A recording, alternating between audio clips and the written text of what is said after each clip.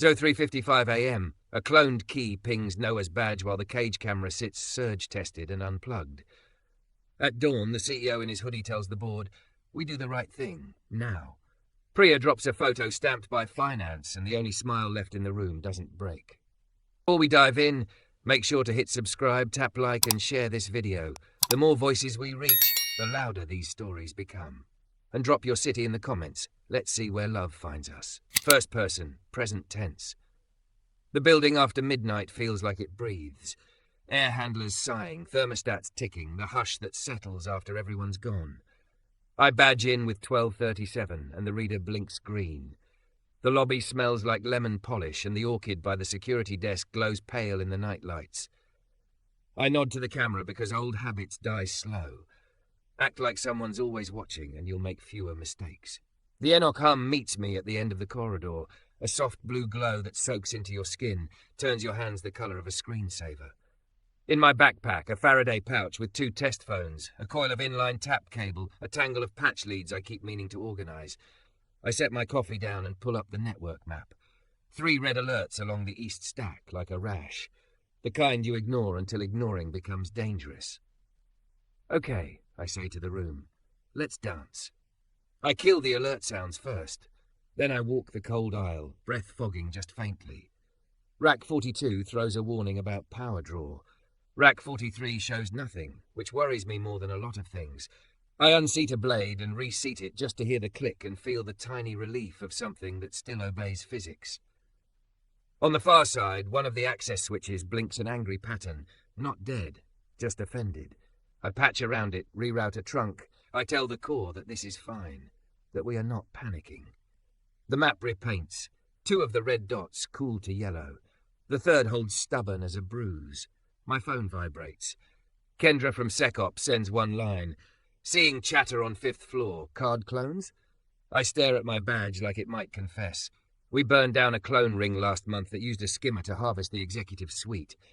I kept one of the bad badges in my desk as a reminder. Charred plastic, still smells like a campfire when the room gets warm. "Not ours," I text back. "East stack glitch. Give me 20. I love this part, the small hour with no witnesses, when a system will tell you the truth if you know which questions to ask. I love the way the NOC's screens draw a weather map of behaviour, traffic fronts rolling in from APIs overseas, squalls where someone fat-fingered a query, the quick clearing after you fix it. I don't love the voice that says, "You work without music, Mr. Diop." I turn, careful with my face, because security footage captures more than shapes. The woman at the doorway wears a white silk dress and no shoes, like she couldn't stand the click of heels in the halls. Her hair is gathered back, not exactly neat, and she carries a bottle and a small glass in one hand as if she walked out of a painting and into our air-conditioned cave. "Music makes patterns," I say. "I'm trying to listen for the ones we're not making." Her mouth tips toward a smile you could miss if you blinked. "Madeleine Arquette," she says. "Don't bother pretending you don't know." "I know," I say, because you don't insult someone by denying their name. "Do you need something fixed upstairs?" I came down because the light on my badge went red for a second. She lifts the lanyard like it's a charm. I thought perhaps we had ghosts. We have switches with a temper. I gesture at the east stack. And a power budget that gets tight when the building decides to be dramatic. "Does the building decide that?" she asks, "or do we?" I could say we, because everyone here loves a creed, but she's the one who signs the checks and carries storms like umbrellas. "Tonight it was me," I say. "I moved a few heavy things to the wrong time. I'm moving them back." She enters the room, pads silently down the aisle, stops at the glass that shows our reflections tinted blue. Her dress diffuses the light. She looks like a statue smuggled into modernity. She sets the bottle on my workstation. Bordeaux, the label old enough to have a memory. Saint-Émilion 2016, a whisper from my bartender sister over a crackling call, sweet cherry, earthy finish, drink it when you need courage or forgiveness. "This was for a dinner I cancelled," she says. "I thought I should at least carry it somewhere. Is it unprofessional to say I didn't want to drink alone?" I don't tell her I rarely drink at work and never with executives. I don't tell her that my uncle's voice echoes when I hesitate. Trust is an economy. Don't spend it where the exchange rate's bad. I just find 2 clean paper cups from the stash near the racks and set them between us like we're at a picnic in a server field. I don't have a corkscrew, I say.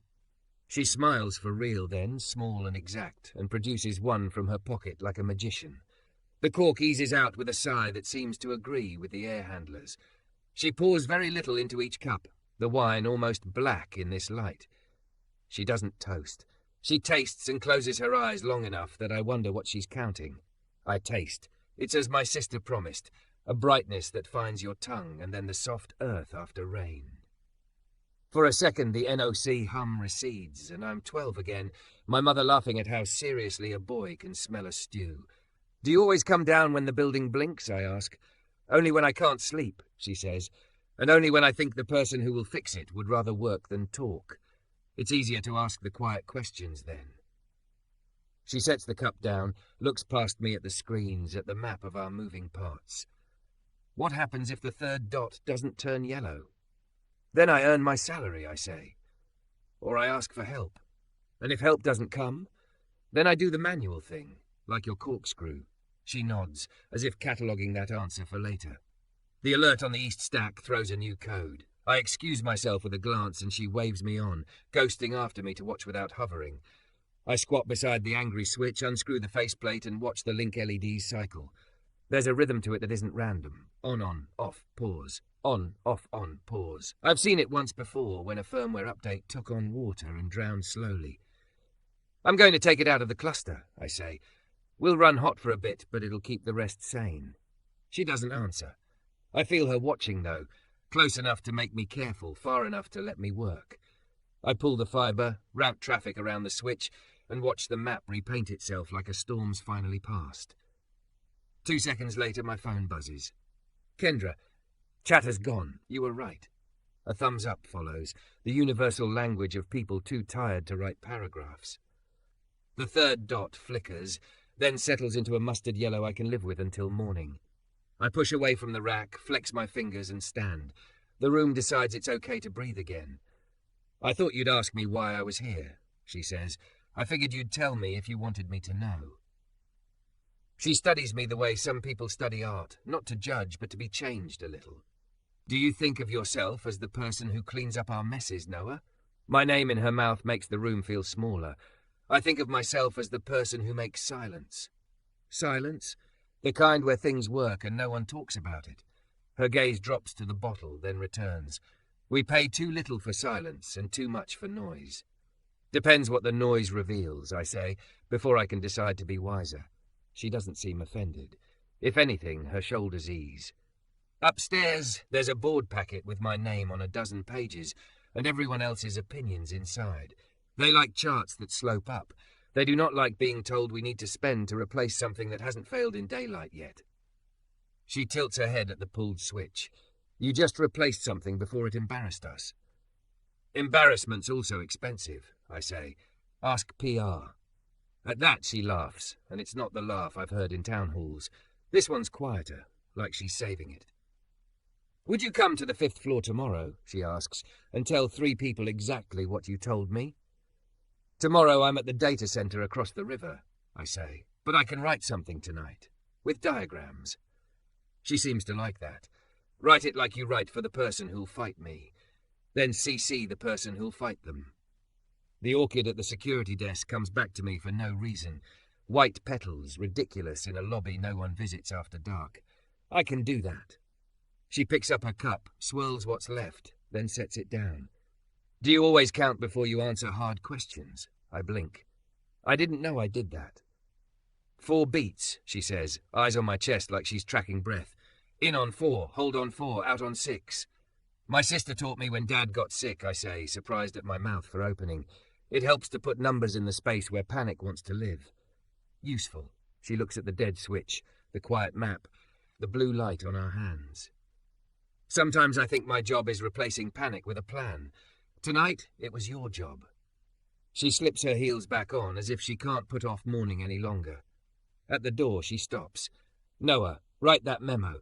Send it to me before 4 a.m. If you do, I'll make sure no one cuts your budget for keeping us silent. She's gone before I can count to 4 again. I stare at the cup, at the bottle, at the rack that kept its worst for the night, and I open a blank doc. Diagrams first, then words. I write problem. EXEC ACCESS switch shows non-random failure pattern under load. Evidence, link LED cadence, historical log pattern 2025-0911, power draw spike from rack 42. Risk, daytime cascade across executive wing, badge interrupts, audit trail gaps. I write it like I'm arguing with someone who enjoys losing.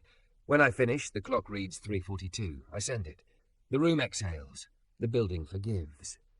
I pocket my badge and my breath settles into a shape I trust. Outside the enoch, the orchid waits, silly, bright, alive. I tap the glass by habit, a knock only I can hear, and head for the elevators like a man who's decided to believe morning might be kind. Don't forget to subscribe for more intense cinematic love stories. Your click helps us make the next chapter. First person, present tense. I send the memo at 3:42 a.m., watch the scent banner fade, and the NOC settles into the kind of quiet that feels earned. I kill the task lights, pocket my badge, 12 to 37 clicks against my key ring, and head down the corridor. The lemon-clean lobby hits me like a remembered hymn. The orchid by the desk stands stubborn and ridiculous, a white flame in a building that sleeps with one eye open. Outside the glass, rain combs the street into silver. A flash flood alert scrolls across the concierge tablet. Rideshare shows unavailable, and my bus app blinks an apology. Night like this makes the city honest.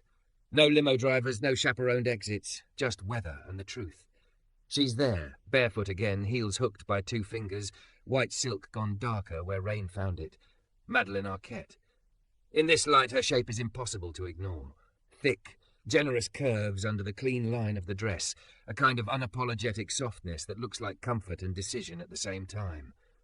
Her hair's let down now, a damp gold at her shoulders. She'd scare people at noon. At 4 a.m., she just looks like someone who didn't want to go home. You got my message, she says softly. I did, I answer, lifting my phone. Diagrams and all. I read the first page twice, she says, half a smile. It made me feel steadier. Her eyes flick to the doors, then to the rain that won't stop insisting. My driver tapped out. River Road's closed. The garage crew left hours ago. I told myself I'd sit here until it looked less biblical. What's your plan B? I ask. She exhales, and it comes out like a laugh that doesn't find its way. I'm not supposed to have one. I'm supposed to be the plan other people make. I hear my uncle's voice in my head. Trust is an economy. Don't spend it where the exchange rate's bad. And then I hear my sister's. You don't leave people outside. I look at the rain, then at her, bare feet, bottle in a paper bag, the weight of a night that didn't ask permission. I live 8 blocks, I say. High ground. Couch good enough for an apology, if you don't mind tea that can cure everything but grief. She studies me, and I feel the search come down to 2 questions. Will he protect my name, and will he keep a boundary like it's sacred? She glances at the badge on my belt, at my hands, open, nothing to sell, at the orchid like it might be a witness. Then she nods. I mind nothing, she says, except being a problem. Your logistics, I say, and it gets the smallest real smile. Grab your shoes. We'll cut through the loading dock. The night guard raises an eyebrow when he sees us. A man with a hoodie and a woman who looks like a ghost they'd believe in. But he doesn't say anything. I sign the book because I always sign the book. Write 0407 beside my name and pull a spare umbrella from the bucket that eats umbrellas for sport. The rain takes one look and tries to flatten it. We walk anyway. The city at this hour is all reflections. Steam lifts from grates like a trick your eyes want to believe. She keeps pace, heels hooked, dress gathered at one hip with her free hand, the curve of her waist a quiet geometry under silk. On the corner by the deli, an awning rattles and dumps a sheet of water that misses us by kindness. I shoulder her toward the building line on instinct, and she lets me, which feels like more trust than I'm owed. Do you always carry an umbrella? She asks, not breathless, just present. Occupational hazard. Networks hate rain. So do haircuts. You don't look like a man who trusts weather. I don't. I make contingencies. Even for strangers. Especially for strangers. At the 3rd block, she slips a little on a metal plate slick with oil. I catch her at the elbow, a brief, honest wait, warm, solid human. And then I let go because I like my job. She doesn't apologize. She doesn't turn it into a scene. She simply nods like I passed a test I didn't know I was taking. My building is decent because a good super is the difference between a place you sleep and a place you can live. 4th floor, end of hall, a door that sticks unless you lift while you turn. Inside, clean, small, plants that try, a hand-me-down couch that forgave everyone who sat on it. On the kitchen hook, my apron with a bow tied at the hip because my niece tied it once and I never undid it. On the counter, the Faraday pouch where my test phones go to rest. Bathroom's there, I say. Towels under the sink. I can find you something that doesn't feel like a board meeting to sleep in. She glances down at the dress and laughs, a low, tired sound that warms the room. I would accept a t-shirt like a blessing. I rummage for the softest one, navy, washed thin, a college logo you can only read if you remember it, and a pair of drawstring shorts that pretend at dignity. When I hand them over, I look at the wall 2 inches to the left of her shoulder, because intelligence reports have been written about less. She catches the angle, the care, and something eases around her mouth. While the shower starts up, I put water on for ginger tea and pull rice from the fridge. I warm the stew my sister pressed into my hands 2 nights ago when I pretended I wasn't hungry.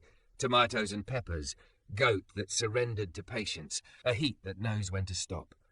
The apartment fills with practical comfort, and I can breathe again like a person who goes home sometimes. She emerges 10 minutes later in my shirt and shorts, bare feet and damp hair, curves softer without silk's negotiation, full hips, a waist that finds its own line, shoulders strong enough to carry bad news and grocery bags. She is, in the most literal sense, beautiful. The kind that makes rooms kinder and men stupid if they haven't learned. I set tea in her hands and look at the steam like it owes me money. For the record, she says, settling at the table, this is already the nicest thing anyone has done for me this quarter. Then the quarter's had the wrong priorities. I push a bowl toward her. If you don't eat, my sister will know. She takes 1 bite and closes her eyes, and I watch relief cross her face like weather you can predict. God, she whispers, there's a word money can't buy. This is it. Credit goes to D, I say. I'm just the reheater. We eat without performance. The clock does what clocks do. Rain plays a steady snare on the sill.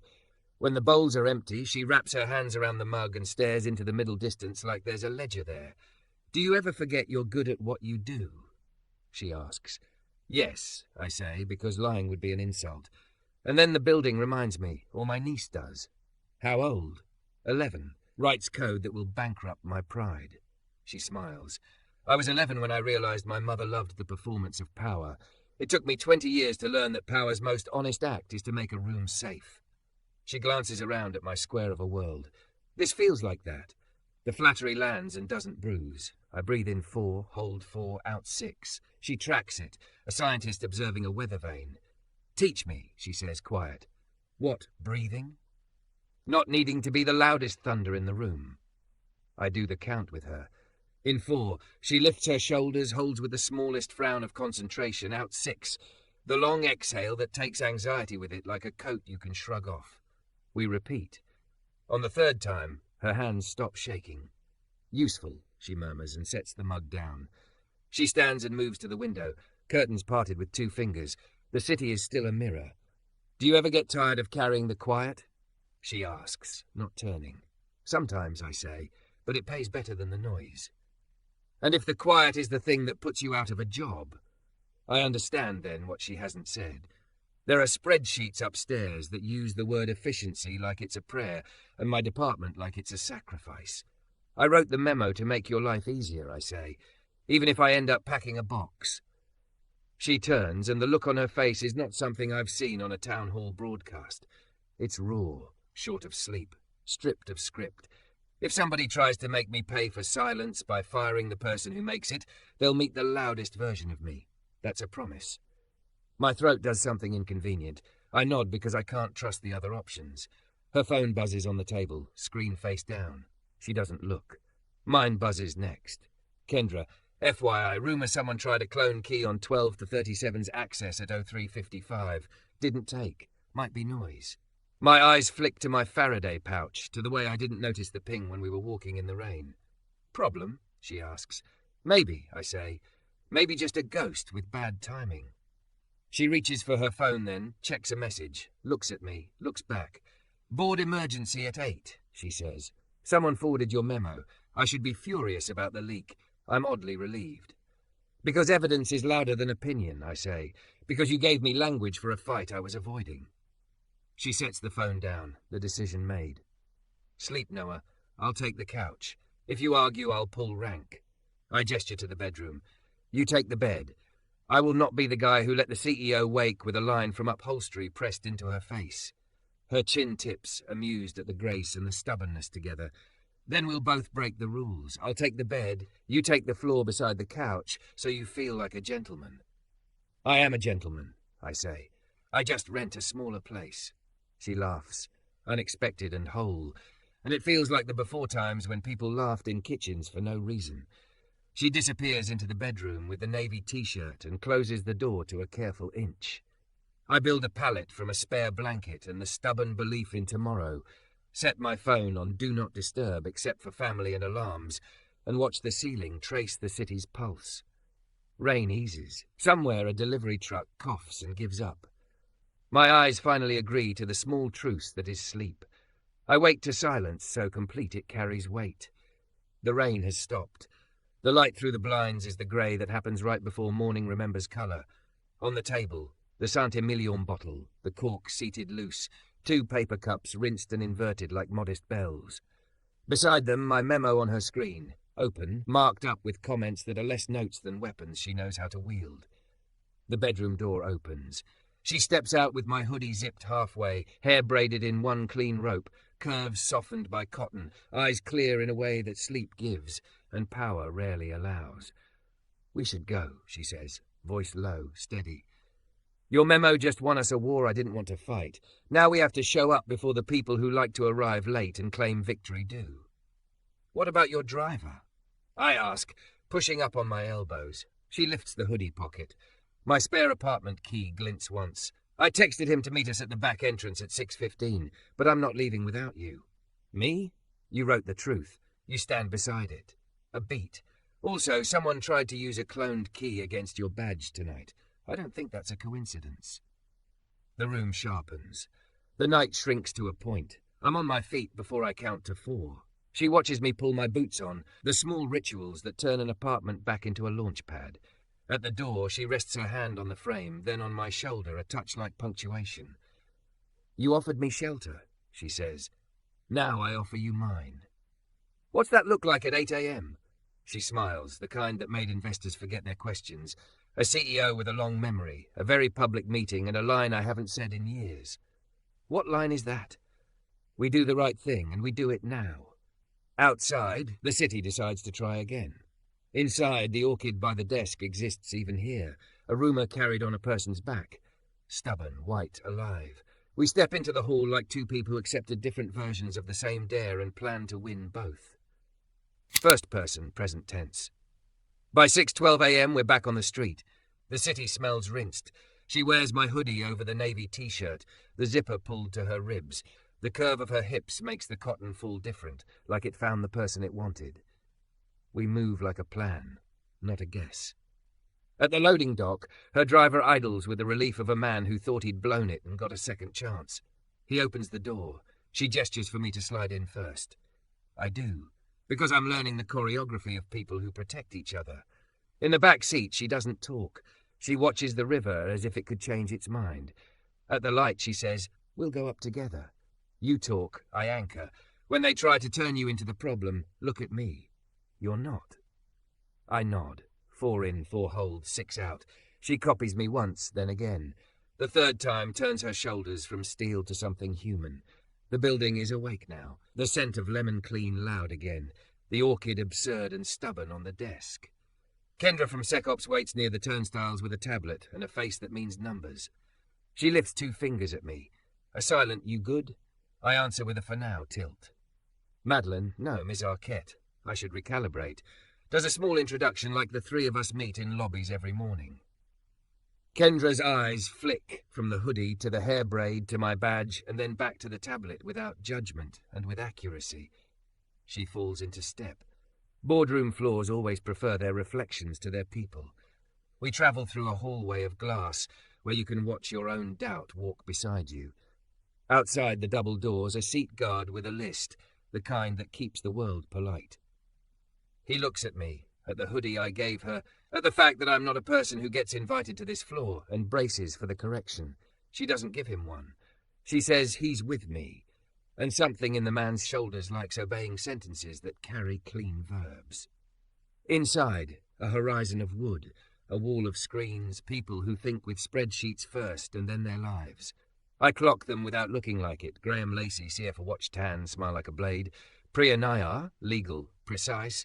Elena Gray, CTO. Late-night Slack timestamps in her eyes. 3 directors who fly in twice a quarter just to ask questions that fit on a single index card. And a consultant with a suit in a shade that screams invoice. A few glance at my face, a few glance at my badge. One glances like he's trying to place me and finds it beneath him. We sit. Well, they sit. I hover just behind Madeleine's chair like a picture that hasn't settled. She doesn't start with the anthem, the preface, the as you've seen in my memo. She starts with, we do the right thing, and we do it now. There is a quiet, the kind that amounts to a dare. Graham puts his glasses on with the satisfaction of a man who believes he brought the sun. Let me set context, he says. Overnight, unapproved network changes caused badge irregularities in the executive wing and a power draw deviation on the east stack. Security logged an attempt to use a cloned key mapped to employee 1237. His eyes find my lanyard like it owes him rent. Coincidences are unhelpful in audit season. I count without moving. 4, 4, 6. Madeleine doesn't look away from him when she says, Noah, show them the map. Kendra slides me the tablet. I mirror their knock view to the wall. The screens bloom blue, then resolve. 3 red bruise dots from last night. The mustard yellow that soothed. A timestamp that says what I did, when. At 2:58, I say, the access switch at East 43 began an on-off cadence consistent with a firmware drown under load. Here, I zoom. The LEDs dance in their pattern. We rerouted. The load normalized. 2 red dots resolved. The third stabilized. No public-facing impact. No data loss. No badge interruption inside the executive corridor. Graham lifts a single eyebrow. It wishes to be a guillotine. Security logged a clone attempt at 3:55 using Mr. Diop's ID at the garage panel. That is public-facing and extremely concerning. Kendra flips to a log.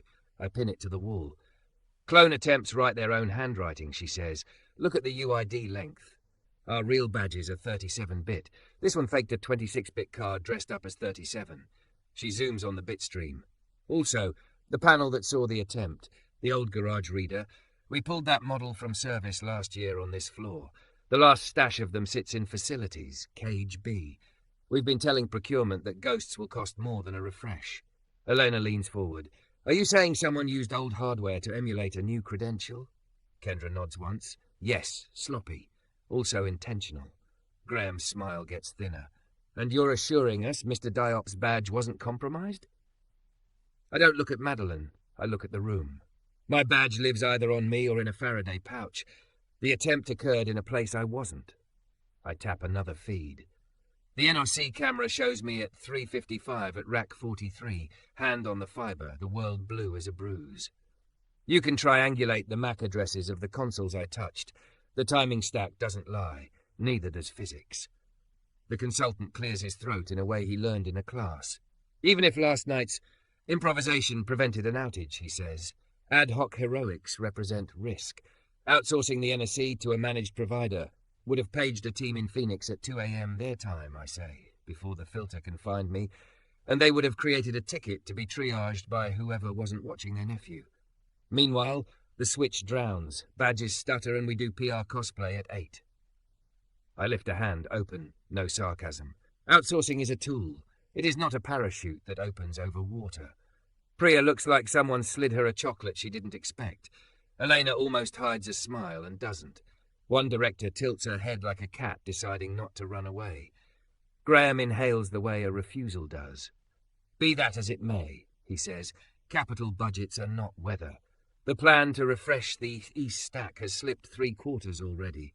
The business needs. Madeleine cuts in with a tone that is not louder, just more inevitable. The business needs us not to embarrass ourselves in daylight because we refuse to fix what we knew would fail at night. She points at the wall. You're looking at a human in a chair at 3:55 who prevented an outage our brand wouldn't enjoy.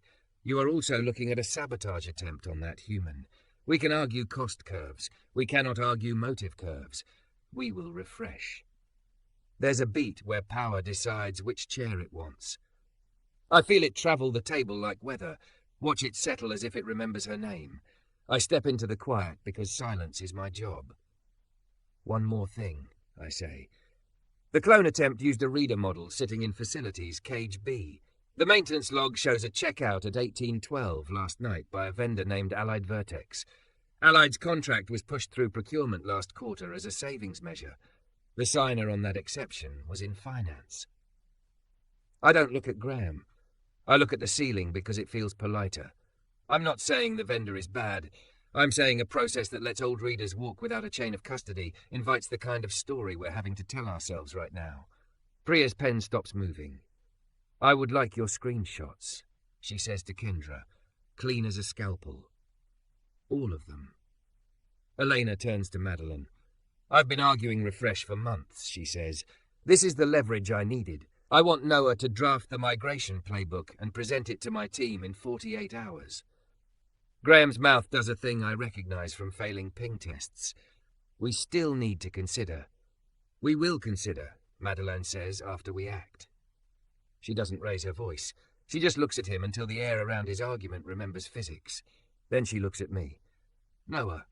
I lift my chin. She doesn't need to call my name, but she does, and it puts ground under my feet. 2 asks, she says. First, you spend today with Elena hardening whatever can be hardened right now. If we have another night like last night, it will be because someone meaningful lost an argument, not because we were lazy. Second, you will accept a temporary assignment, direct to me, until we resolve the security incident. I don't want you made a story by someone who writes bad ones. The room shifts again, that tectonic click when a plate finds where it should have been all along. Some faces do math, some do envy. One does relief. I say yes because I have already said yes in my bones. 4 in, 4 hold, 6 out. I'll need my team looped, I add. I'm a person, not a magician. Good, she says. I prefer people. As we turn to operations, the door opens on a gust of hallway. A facilities manager, vest, clipboard, a face quickly learning he walked into a storm, removes his cap. Ma'am, he says to Priya, then realizes, adjusts. Ma'am, to Madeleine. Apologies. We found a reader model in cage B with an open checkout. Allied Vertex says they never took it. Also, the cabinet camera was unplugged. By whom? Priya asks. 2 words made of law. He swallows.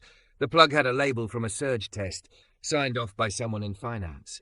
No one looks at Graham, which is a way of looking.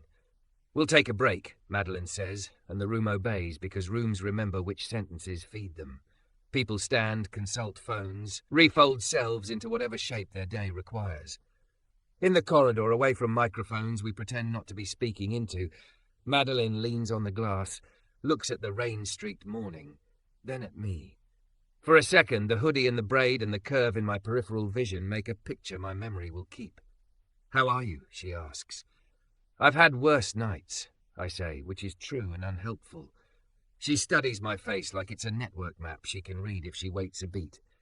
You didn't have to speak the way you did, she says. We hire consultants to use those words. We pay you to keep the lights on. Lights don't stay on if you whisper to the dark, I say, and I have a niece who thinks adults should tell the truth more often. That earns the kind of smile Kayla would extract with a joke. What's her name? Kayla, 11. Writes her code in dark mode, insists on tabs. Good taste, she says. Bring her to the office one day. I'll have her tell the board why tabs win. Tabs always win. I realize I'm smiling back and make my face find serious again. You kept me from being a story they could kill. You kept us from being a headline, she counters. The pause that follows is a doorway. She steps through it. Quieter.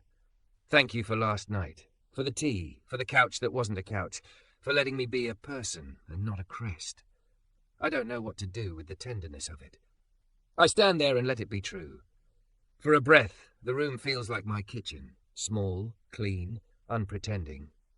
Kendra joins us with the tablet and the look of a woman who just found a thread and intends to pull it until the sweater confesses.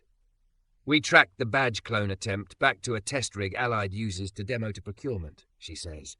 The person who requested the demo? A junior analyst in finance whose name keeps showing up on cost-cut memos. I'm not saying motive, I'm saying vector. Say both, Priya says, appearing like gravity, and send me the chain. Madeleine's phone lights. She checks it, breathes once, nods. We're going back in. It's going to be ugly for the right people. She turns to me. After this, you and I are getting breakfast that isn't an apology, and making a list with 3 columns. Replace now, harden now, retire fast. Then, she lifts a shoulder, a gesture as light as it is inevitable. We build the budget to pay for silence. We walk back into the boardroom. The orchid downstairs sits where it always sits, a ridiculous white persistence. In here, the room remembers its job. I remember mine.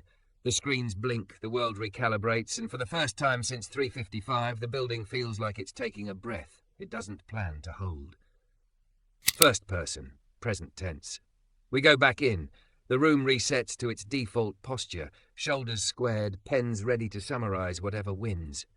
Priya's questions have edges now. Kendra's tablet might as well be a warrant.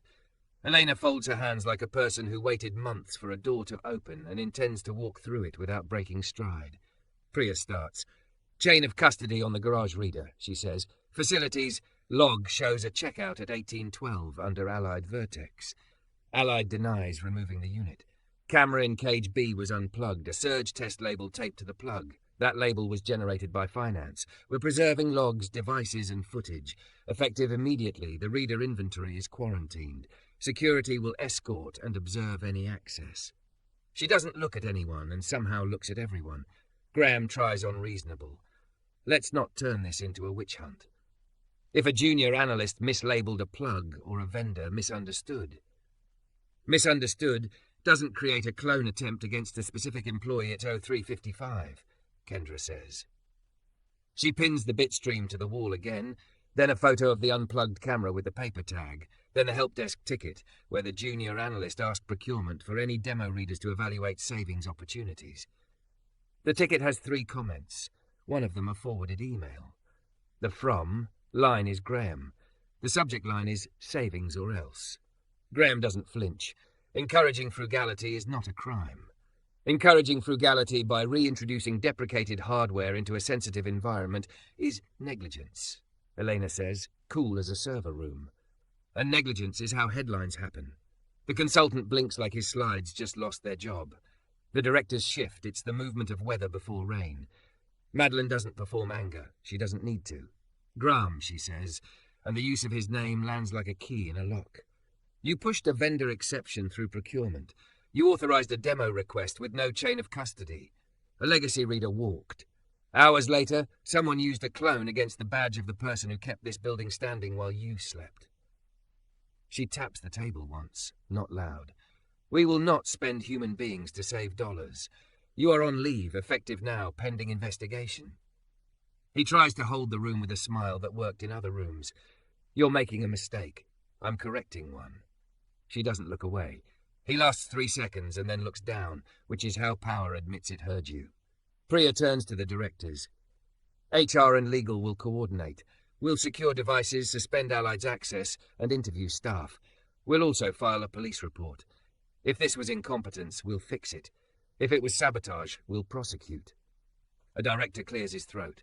Optics? We will own our narrative, Madeleine says. Today at all hands. She lifts her chin at Elena. Refresh?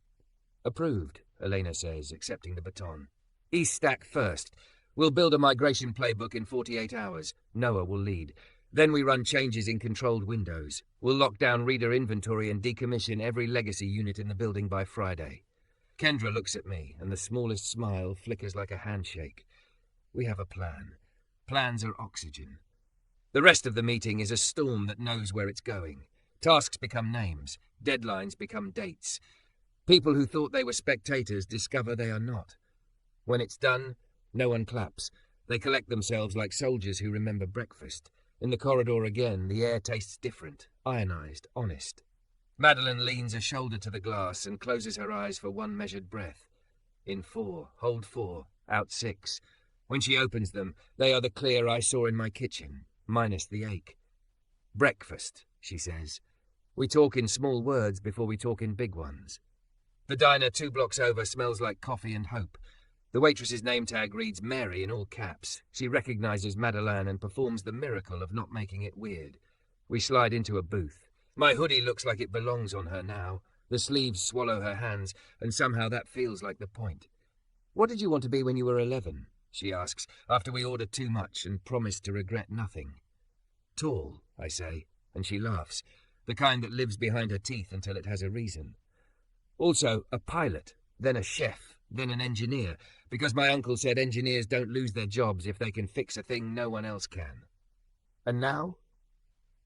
Now I want to make a building breathe easy so my niece doesn't learn to sleep with one eye open. I stir my coffee. What about you? She looks at the window where the rain has become something polite. I wanted to run a library. Shelves, quiet, 1,000 ways out of a bad day. She lifts a shoulder. Then I met money. It acts big until you ask it to do something brave. And do you do brave things? She thinks. I do necessary things. When I remember, I do them before someone forces me to. Mary deposits a mountain of eggs and toast that could fix an entire zip code. We eat like people who didn't last night. Madeleine picks up a butter knife and uses it to draw 3 invisible columns on the table. Replace now, she says, tapping the first space. Harden now, the second. Retire fast, the third. We argue the order of 2 switches like siblings who trust the same parent. When we finish, her mouth has the shape of a person who remembers what steadiness tastes like. All hands is at 10. We walk there together, a unit now, the kind that makes assistants adopt our pace without being told why. The auditorium fills with people whose names I know and faces I've seen in elevators. The buzz is not panic. It's the electricity right before a storm drops rain that will save the day. She takes the stage without a teleprompter. Her hair is still in that braid. My hoodie stays on like a thesis. Good morning, she says, and the room answers back. Last night we avoided a preventable embarrassment because someone who doesn't have a seat in this room decided to do the right thing without an invitation. She gestures, not at me, but toward the idea of me.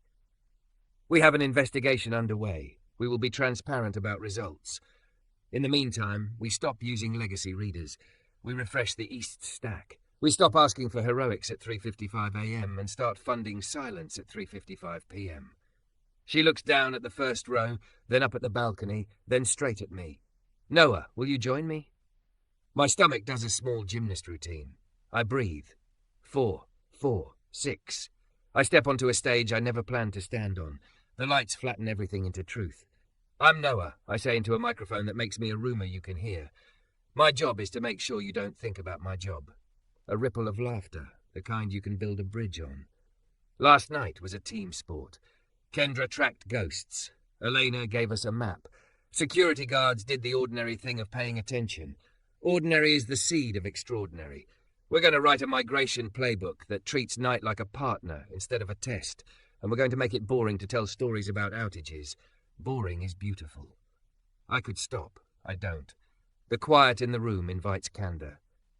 Someone tried to make noise by using my name badge as a shortcut, I say.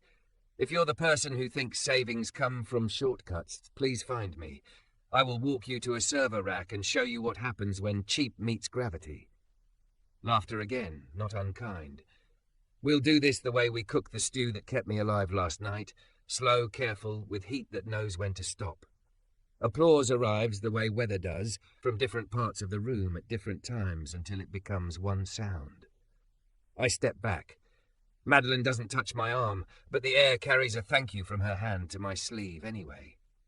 After, people approach, not with worship, with recognition. Engineers with ink on their fingers. Cleaners who know which floors lie about being clean. A receptionist who tells me the orchid downstairs blooms twice a year regardless of the lighting, because stubbornness is a kind of intelligence. I pocket that fact. It fits. We spend the afternoon in motion. Elena's war room fills with whiteboards and the smell of dry erase ambition. Kendra spins up a channel that hums with just enough sarcasm to keep people honest. Priya assigns numbers to tasks like a general who understands courage should be measurable. I draft the playbook until the nouns turn into verbs you can stand on. Cut over, roll back, verify, breathe. At 5:58 p.m., when meetings cast long shadows and computers sigh, the elevator opens on the lobby. The orchid does its ridiculous work. Madeleine stands there with my hoodie half unzipped, her heels back on, weather returned to her face in the shape of decision. She holds out a new badge. Temporary, she says. The laminate catches the light. EXEC ACCESS glows on the corner like an invitation you only offer if you mean it. Direct access to the places you need to fix. Also a line that makes the wrong people hesitate. You trust me with a lot, I say. You fed me stew and made a night less cruel, she says. Consider this a return on investment. She lifts the badge, fastens it beside 1237 like it's always belonged there. The gesture is simple. It almost undoes me. I have something for you, I say, and hand her the cork from last night. I'd pocketed it without thinking. A talisman. For your desk. Proof we chose, plan over panic. She turns it in her fingers, reads the vintage, the small stain like a fingerprint. I'll keep it, she says. On mornings when someone tells me we can't afford the future, I'll show them what it costs to rent the past. Outside, the sky goes from steel to the polite blue of early evening. She looks toward it, then back at me. I won't pretend this fixes everything. It fixes today. Tomorrow asks new questions. We'll count, I say, because I don't know how else to say I'm in this. In on 4, hold on 4, out on 6. She copies me, mouth curving, not the boardroom smile, not the investor smile, a private one made of relief and risk. You offered me shelter, she says. It wasn't just a couch. It wasn't, I say. We walk to the doors. The guard at the desk nods like we're a story he's decided to believe in. The orchid leans toward the light because that's what it does. We step outside into a city that has, for the moment, decided to be kind. We do the right thing. We do it now. And the building, for once, hums like gratitude.